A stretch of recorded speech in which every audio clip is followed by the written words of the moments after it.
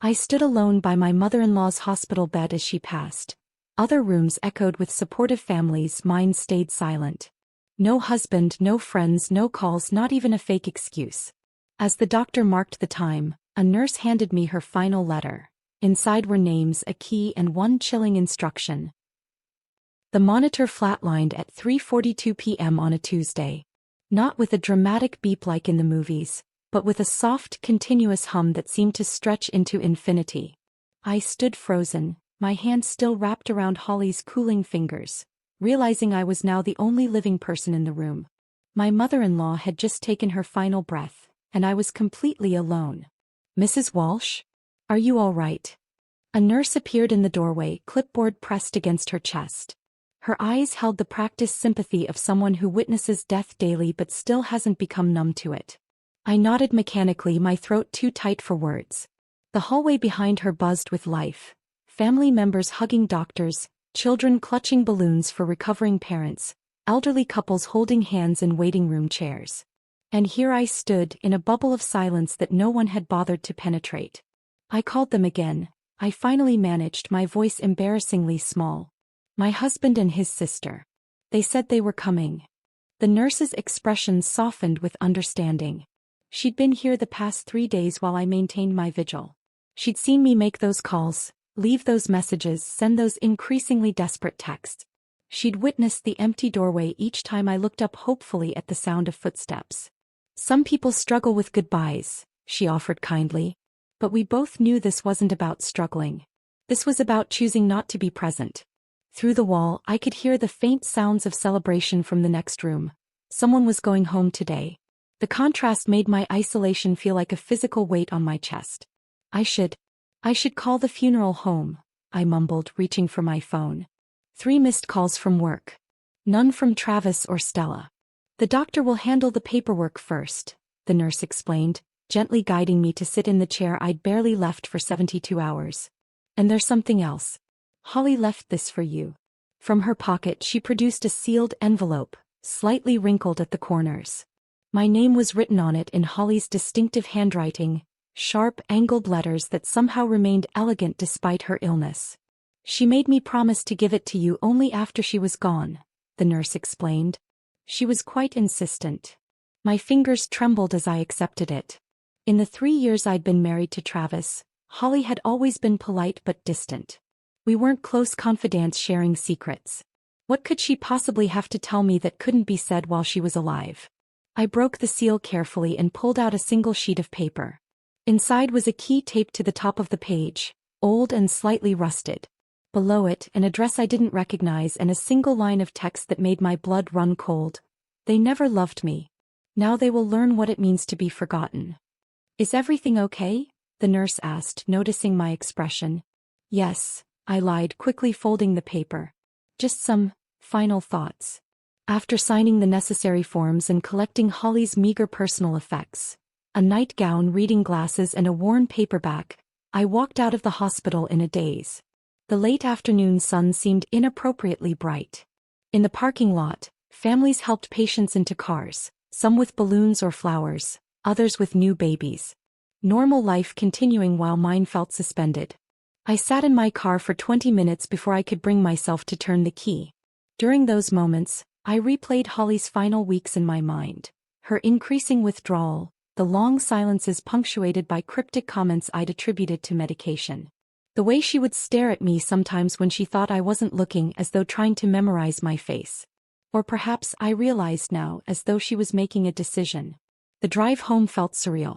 Traffic lights, pedestrians, everyday life continuing while I carried the weight of Holly's death and her mysterious message. I checked my phone at a red light. Still nothing from Travis or Stella. I was hanging my coat when my phone finally rang. Travis's name lit up the screen, and a complex mixture of relief and anger flooded through me. "Hey babe," he said casually. "You coming home soon? Did you remember to grab groceries? We're out of pretty much everything." The normalcy of his tone made me grip the counter for support. "Holly died today," I said flatly. The line went silent for several seconds. "Oh," he finally said. "When did that happen?" 3:42, I replied, my voice steady despite the tears tracking down my face. You would have known if you'd answered any of my calls. Another pause. Look, I had meetings all day. You know how it is. His voice dropped slightly. Well, she was never easy. I ended the call without responding. The house, our house, suddenly felt unbearably empty. On the kitchen table sat bills, magazines, normal life detritus that now seemed meaningless. And in my hand Holly's note burned like a live coal. That night I barely slept. Travis came home late, crawled into bed without speaking, and was gone before dawn for an early meeting. I lay awake until first light, the key from Holly's envelope digging into my palm as I clutched it. By 7 a.m. I had made my decision. I showered, dressed, and programmed the address from Holly's note into my GPS. It led me 30 miles outside of town, down increasingly narrow country roads until I reached a gravel drive nearly hidden by overgrown bushes. A rusted wrought iron gate hung partially open as though waiting for me. The cottage beyond was small and weathered, its once white paint peeling to reveal gray wood beneath. Wild roses had claimed one entire wall, their thorny branches scraping against warped window panes. It looked abandoned, forgotten by time itself. The key fit perfectly in the tarnished lock. As I pushed open the door, it creaked in protest, revealing a home frozen in time. Dust motes danced in the beams of sunlight cutting through partially closed curtains. Books lined shelves along one wall. Photo albums were stacked on a coffee table. And on the kitchen table, prominently placed in the center, sat another envelope, to be opened upon my death, by my lawyer. I stepped fully inside, closing the door behind me. The air smelled of old paper and faint lavender. As the dust settled around me, I realized I was standing in Holly's true home. Not the sterile assisted living facility where Travis had insisted she stay. This was where her heart had remained. And somehow, for reasons I couldn't yet understand, she had chosen to share this secret place with me, and me alone. I sat at the kitchen table in Holly's hidden cottage for nearly an hour, staring at the envelope marked for her lawyer. The dust-covered surfaces around me told a story of abandonment. Not carelessness but deliberate preservation. This place had been waiting just like the envelope in my hands. The name on the second envelope read, Margaret Keller, attorney at law, with an address in downtown. I found the number online and called immediately, my heart pounding with each ring. Keller Legal Services, answered a crisp, professional voice. My name is Courtney Walsh, I began, my voice surprisingly steady. My mother-in-law, Holly Walsh, passed away yesterday. She left me an envelope addressed to you. A pause stretched over the line. Ms. Walsh, I've been expecting your call. I'm deeply sorry for your loss. The formality in her tone shifted to something more genuine. Holly was a remarkable woman. Could you come to my office tomorrow morning? There are matters we need to discuss. Of course, I agreed. Should I bring the envelope? Please do. And Ms. Walsh? Holly was very specific about her wishes.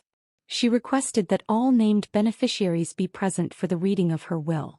That would include Travis and Stella Walsh. My stomach tightened. They'll need to be there? In person? I'm afraid so. Holly was quite insistent on this point. That evening, I returned home to find Travis sprawled on the couch watching basketball highlights. He barely glanced up as I entered. Where have you been all day? He asked, eyes still fixed on the screen. I stood in the doorway, studying his profile. The same strong jaw as Holly's, but none of her character. I've been handling your mother's affairs since no one else bothered to show up when she died. That got his attention. He muted the TV. Don't start with the guilt trip, Courtney. Mom and I had our issues. You know that. Her lawyer called, I continued, ignoring his defensiveness. We need to be at her office tomorrow morning for the reading of the will. You, me, and Stella. He snorted. What will? Mom had nothing but medical bills. Nevertheless, her lawyer insists we all attend. Mrs. Keller said Holly was very specific about this. Travis rolled his eyes but shrugged. Fine. I'll call Stella. The next morning, Travis drove us downtown in irritated silence. We met Stella outside the modest brick building that housed Keller Legal Services. She was smoking, her angular face pinched with annoyance. This is ridiculous, she muttered, stabbing out her cigarette. I had to take unpaid time off for this.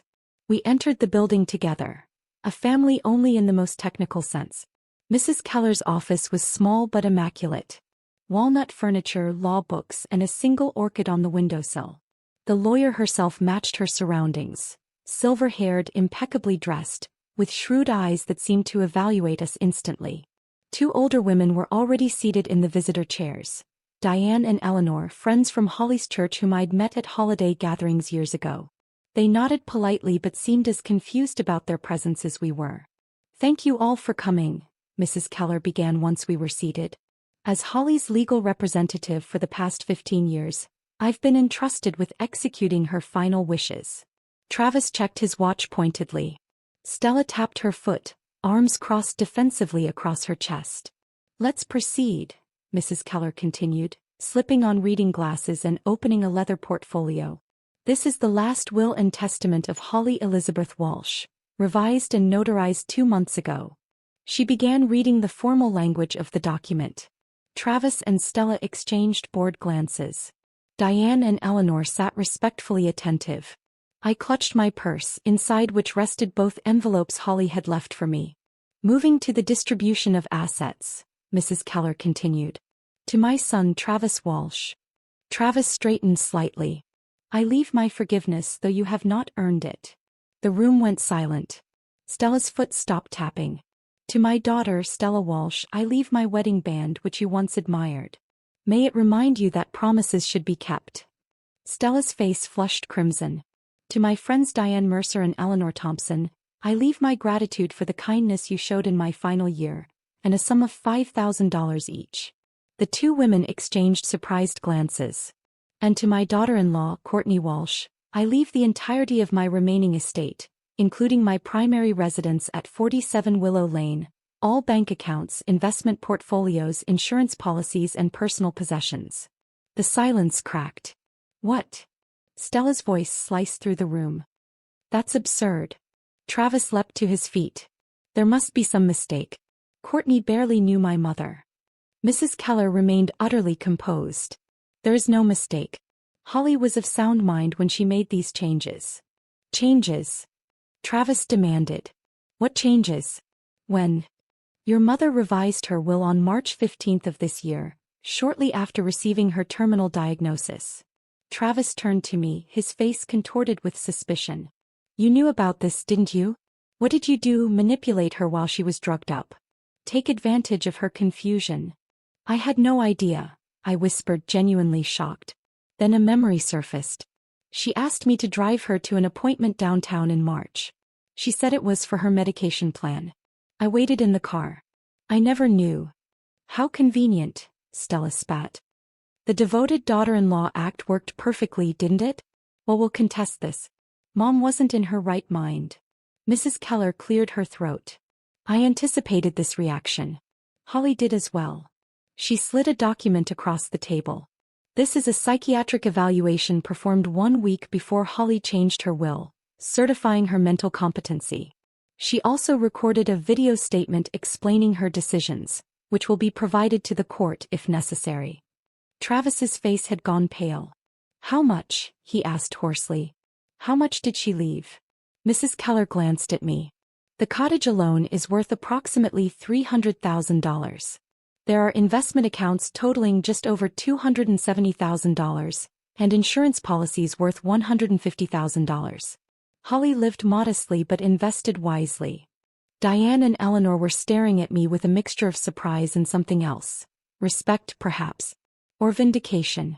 "This is legally binding," Mrs. Keller continued. "My office will handle the transfer of all assets. And now, if you'll excuse us, I need to speak with Mrs. Walsh privately." After Travis and Stella stormed out, followed by the two friends, Mrs. Keller handed me a third envelope. "Holly asked me to give you this after the reading. She said you would understand." Alone in her office, I opened it with trembling fingers. Inside was a single sheet of Holly's stationery, her precise handwriting forming just one paragraph. "Forgive no one. Let them beg. Let them kneel. And when they do, smile, turn, and walk away." I folded the note carefully and placed it in my purse alongside the others. When I looked up, Mrs. Keller was watching me with quiet understanding. "She chose you for a reason," the lawyer said softly. "Not just as her beneficiary but as her voice." In that moment I finally understood. Holly hadn't simply left me money or property. She'd given me something far more valuable, the power she'd never had in life. And with it, a mission that would test every part of me. Outside, Travis was waiting by the car, his expression a storm of confusion and rage. Stella had disappeared. As I approached, I felt something shift inside me, a new strength flowing through my veins. Holly's voice seemed to whisper in my ear, "Now they will learn what it means to be forgotten." The drive home from Mrs. Keller's office was excruciating.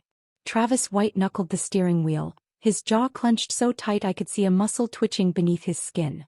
Neither of us spoke. The silence hung between us like a third passenger, heavy with unspoken accusations. "I'm going to stay at the cottage tonight," I finally said as we pulled into our driveway. "I need to sort through some of Holly's things." Travis gave me a sideways glance, calculation replacing anger in his eyes. "Sure, babe. Whatever you need. This must be overwhelming for you."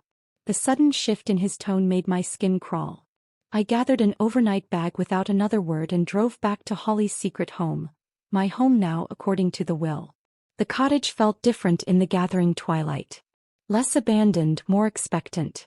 I turned on lamps, swept away cobwebs, and made a cup of tea in the kitchen where dust coated every surface. On a shelf near the fireplace, I discovered a row of leather-bound journals spanning decades, each labeled with a year in Holly's precise handwriting. I selected the most recent one and settled into an armchair by the window. Outside, crickets began their evening chorus as I turned to the first page. "Ben has been gone 7 years today," Holly had written. "Travis called for the first time in months. He needed money for car repairs. I gave it to him because I'm a fool who still believes a mother's love should be unconditional. Ben would be furious with me." I read until my eyes burned. Journal after journal revealed a woman I'd never truly known. Sharp, observant, and increasingly isolated. Holly had documented everything. Travis's escalating financial demands, Stella's cutting remarks about her embarrassing fashion choices and outdated opinions, friends who drifted away when her illness made socializing difficult. Called Travis 3 times this week. Read an entry from just 6 months ago. "He's screening my calls." When he finally answered, I could hear a basketball game in the background. He said he was swamped, but would visit soon. That was February. It's now June.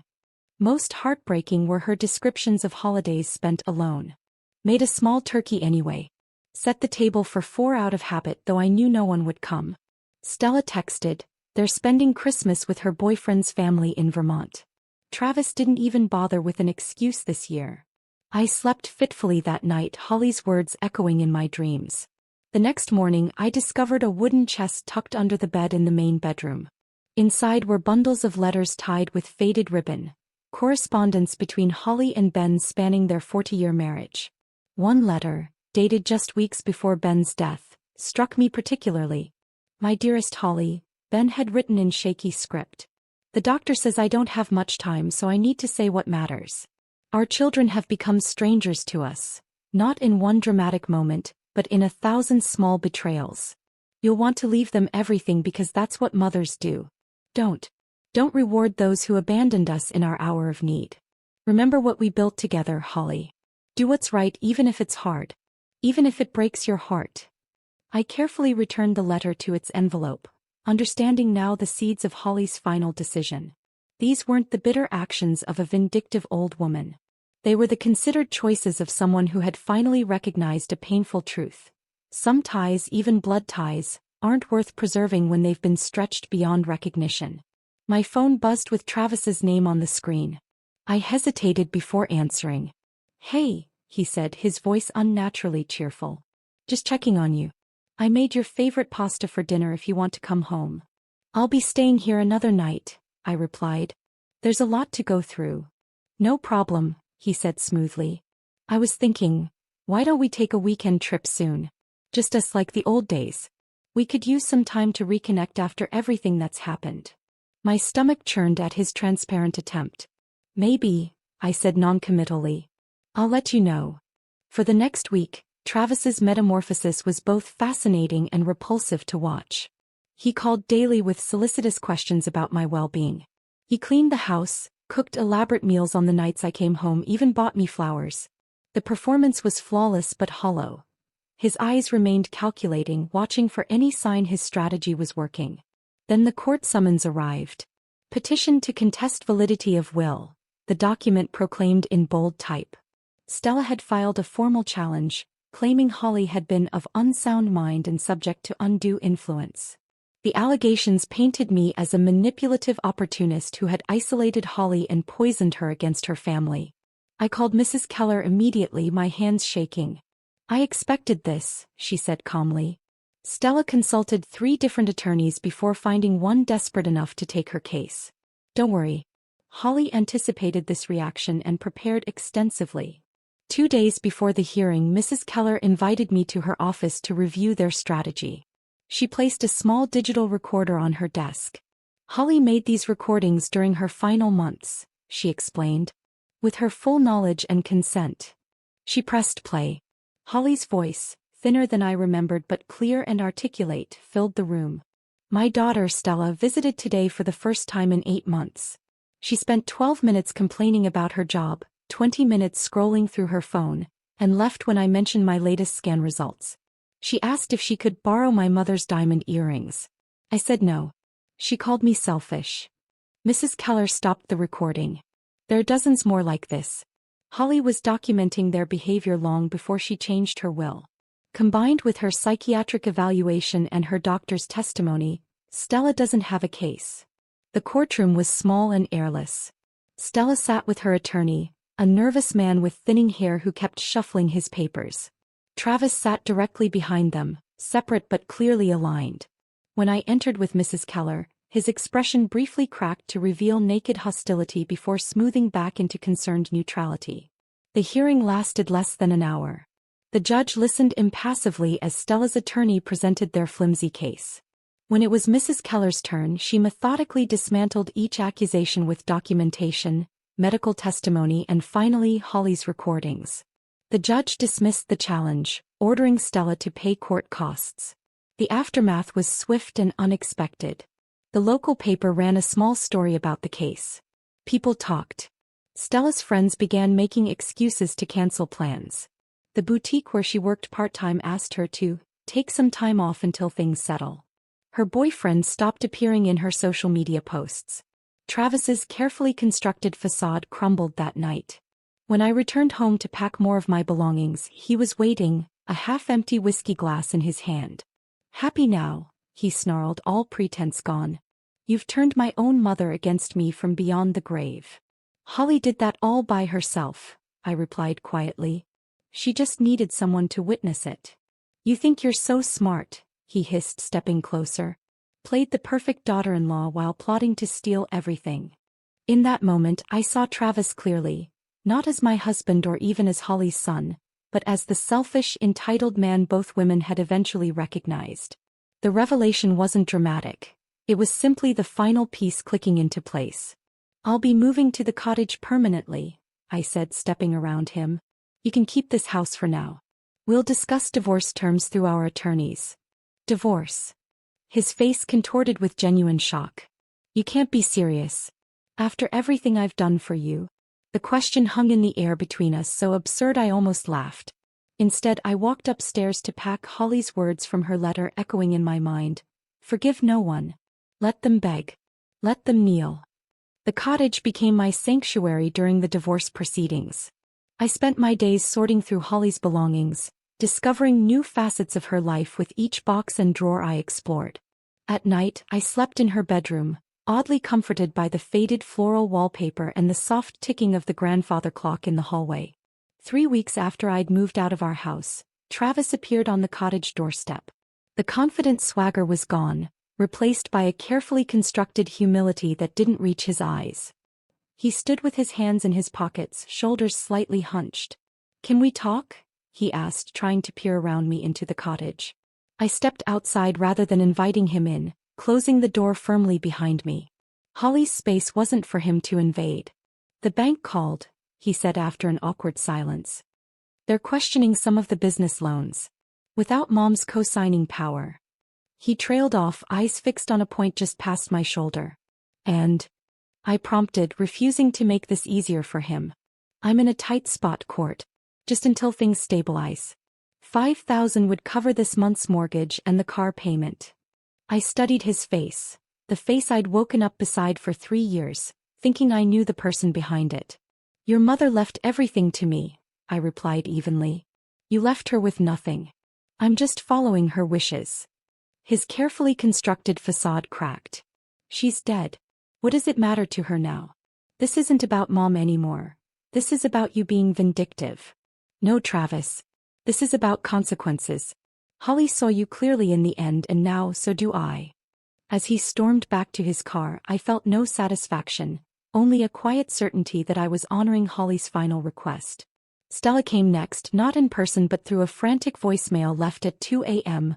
My landlord's threatening eviction, she slurred, clearly intoxicated. I lost my job because of that stupid court case. This is all your fault.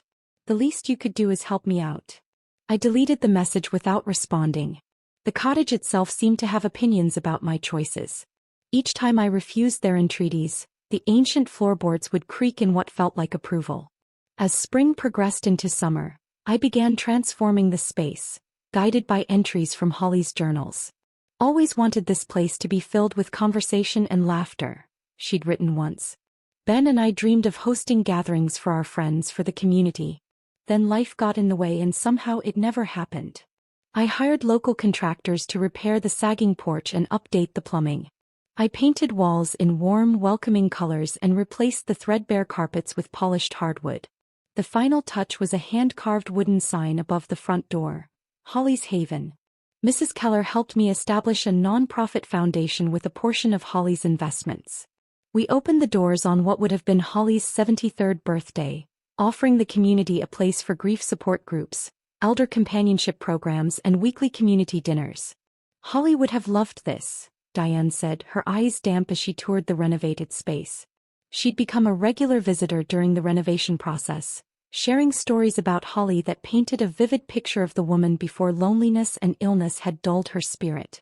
She was always the first to organize a meal train when someone was sick, Eleanor added, adjusting a photograph of Holly I'd hung in the entryway. Remember how she taught those cooking classes at the church? She made everyone feel like family. The irony wasn't lost on me.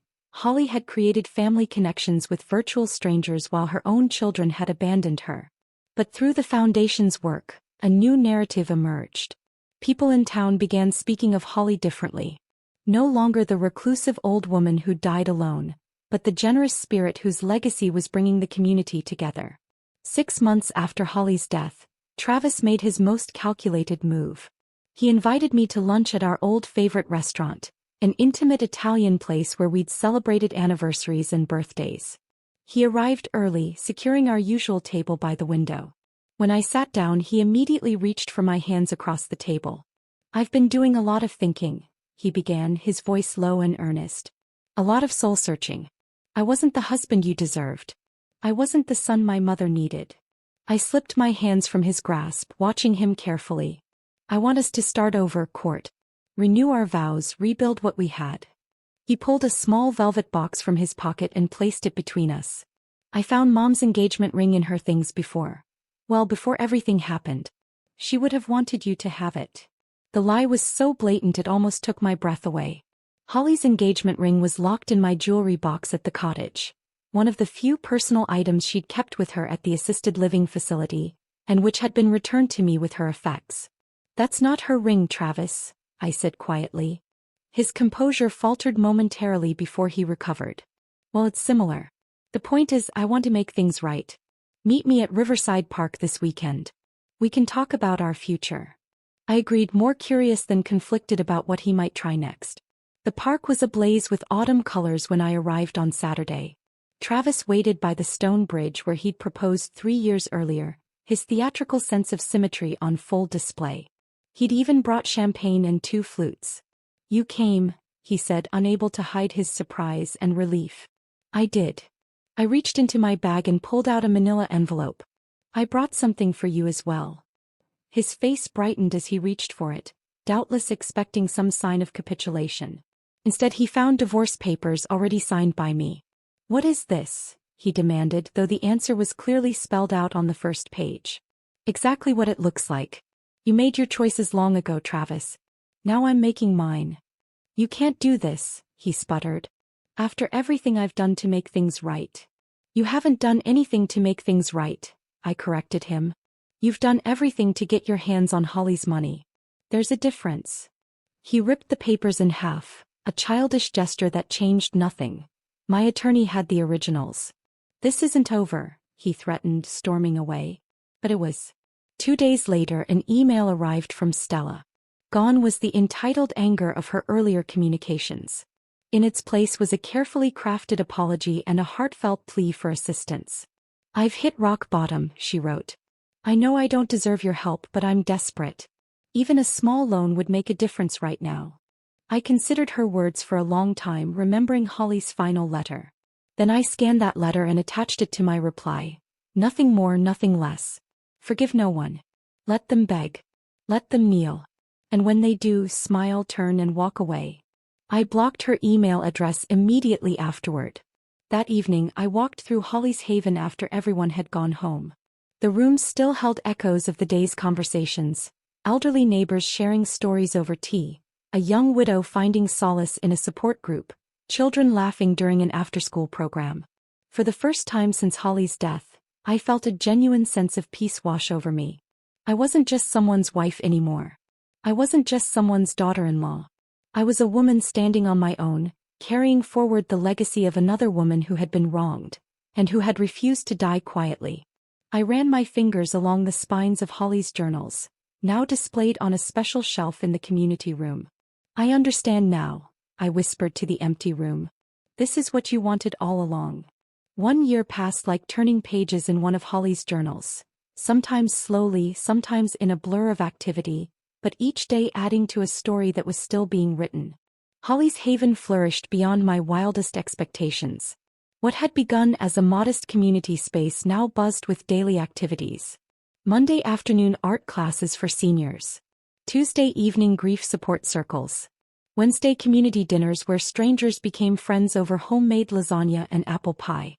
The cottage that had once stood empty and forgotten now pulsed with life. On the anniversary of Holly's passing, we unveiled a mural in the entrance hall.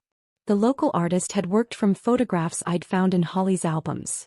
Images of Holly and Ben in their prime, sitting beneath the sprawling oak tree that still stood majestically behind the cottage. In the painting, they were young and vibrant, Holly's head thrown back in laughter while Ben gazed at her with undisguised adoration. It captures them perfectly, Eleanor remarked during the unveiling ceremony, dabbing at her eyes. That's exactly how they were before. Well, before everything changed. The everything she referred to hung unspoken between us. Ben's death, the family's abandonment, Holly's isolation. But the mural represented something different. Not an ending but a continuation. Holly would have hated all this fuss, Diane said with a watery chuckle, gesturing at the crowd gathered for the unveiling. But secretly she would have loved it too. I nodded, throat tight with emotion. She would have pretended to be embarrassed while memorizing every detail to write about later. That evening, after everyone had gone home, I sat alone in what had once been Holly's bedroom but now served as my office. The local newspaper had covered the unveiling, and I traced my finger over the headline, Holly's Haven marks 1 year of community service. The article mentioned the upcoming senior health fair we were hosting and quoted several program participants about the difference the center had made in their lives. My phone buzzed with a text from Mrs. Keller. Holly would be proud. Not just of the center but of you. The following week, I received an invitation to speak at a regional conference on elder care and community support. The organizer had visited Holly's Haven during an open house and been impressed by our programs. We'd love for you to share your story, she explained over the phone. So many seniors face isolation. Your perspective could be valuable. Standing at the podium a month later, facing a room full of healthcare professionals, social workers and community organizers, I felt Holly's presence acutely. My mother-in-law died alone, I began, my voice steady despite the emotion constricting my chest. Not because she had no family but because her family chose not to be there.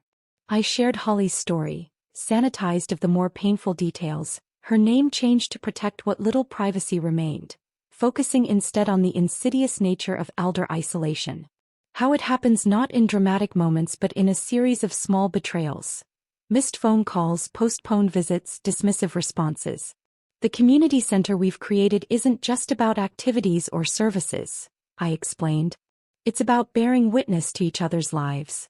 It's about creating spaces where people are truly seen and heard, especially when their biological families fail them. After my speech, a line of people waited to speak with me. Many shared similar stories. Parents or grandparents whose children had drifted away, elderly neighbors who went days without speaking to another human being. "Have you considered writing a book?" one woman asked, pressing her card into my hand. "I'm an editor at Meridian Publishing. Your message deserves a wider audience." That night in my hotel room, I opened my laptop and began typing. The words flowed easily as though they'd been waiting for permission to emerge. I wrote about Holly, about her journals, about the woman I'd come to know only after her death. I wrote about grief, not just for her passing, but for the relationship we might have had if I'd recognized her loneliness sooner. But as the manuscript progressed over the following months, it transformed. The early chapters, steeped in loss and regret, gave way to something unexpected: hope. I found myself writing about Holly's Haven, about the community that had formed within its walls, about the healing that happens when people come together with purpose. I titled the manuscript, "The Letter That Set Me Free," an homage to Holly's final communication that had changed the course of my life. My editor loved it, calling it a timely examination of family obligation, elder care, and finding strength in unexpected places. News traveled as it always does in small towns. I heard through Eleanor that Travis had moved to Arizona, remarried just 6 months after our divorce was finalized. He'd found work at a car dealership, a step down from the business he'd been forced to sell when the loans came due. His new wife was 24, a former receptionist at his old company. "Apparently they're trying for a baby already," Eleanor reported during one of our weekly tea sessions. I nodded, feeling nothing but a vague sense of pity for a woman who didn't know what she'd signed up for. Stella's trajectory had been different.